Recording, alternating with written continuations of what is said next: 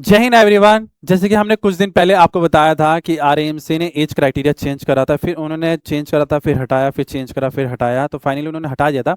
लेकिन हमने आपको ये बोला था कि भाई आप लोग बार बार चेक करते रहना उनकी पोर्टल को और हमारे चैनल के शॉर्ट्स को, ठीक है ना। तो मैं आपको बताऊंगा, देखिए भाई उन्होंने एक एज क्राइटेरिया तो चेंज करा ही करा है लेकिन एक और अच्छी बात कर दी है उन्होंने भाई। मैं जो कि आपको आगे वीडियो में बताऊंगा, ठीक है ना। तो आप मेरे साथ बने रहिए। तो सबसे पहला हम लोग देखेंगे जो नेशनल एजुकेशन पॉलिसी के तहत अब क्या होगा। जो ये आरएमसी का पेपर होगा अब एनटीए कंडक्ट कराएगा, सबसे पहली बात तो ये, ठीक है ना। एनटीए द्वारा, जो कि नेशनल टेस्टिंग एजेंसी, ये बड़े बड़े एग्जाम्स कराते हैं, जैसे जेई हो गया, सीयूटी हो गया, इस टाइप के एग्जाम कराते हैं। मतलब काफी अच्छी संस्था है ये हमारी सरकार की, ठीक है ना। तो ये सबसे पहली बात, तो मैंने पहला पॉइंट बता दिया, ये इस दिसंबर से लागू होगा। डन।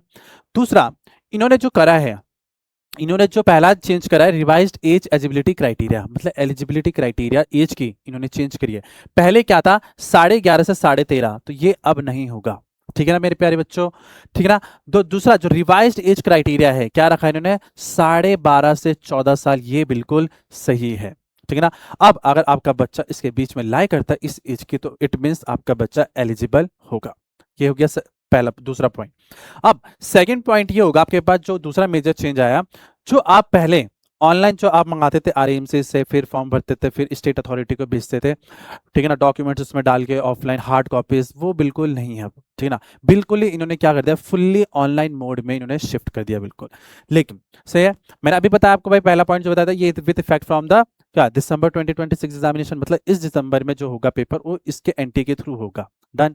ये जो भी आप रजिस्टर करोगे online through the national testing agency portal पे, जो एनटी की पोर्टल होगी, आप उसी पे ही जाके आप अपना फॉर्म आवेदन कर सकते हैं।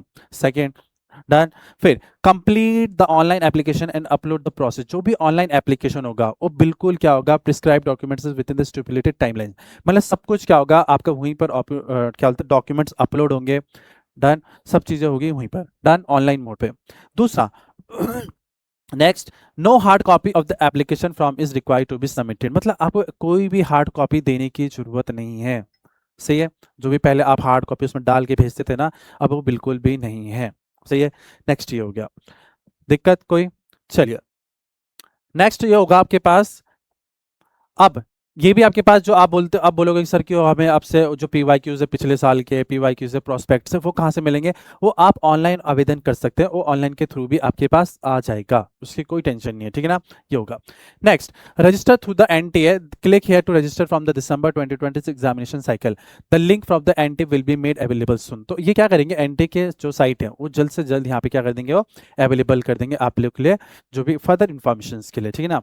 तो अब क्वेश्चन ये अराइज होता है, देखो जो आरएमसी का ना, मैं एग्री तो करता हूँ, बहुत अच्छा करा उन्होंने, पहला एज क्राइटेरिया चेंज करा। दूसरा, जो सबसे ज्यादा मतलब लेंथी प्रोसेस होता था इनका, जो फॉर्म भरने का, ठीक है ना, पहले मंगाओ फिर फॉर्म भरो, फिर देखो बहुत गलतियां भी होती थी बच्चों से, उनकी राइटिंग से बहुत चीजें हो जाती थी, तो क्या होता, बहुत से बच्चों का फॉर्म नहीं आ पाता था, रिजेक्ट हो जाता था, उससे बच्चा प्रॉब्लम फेस करता था।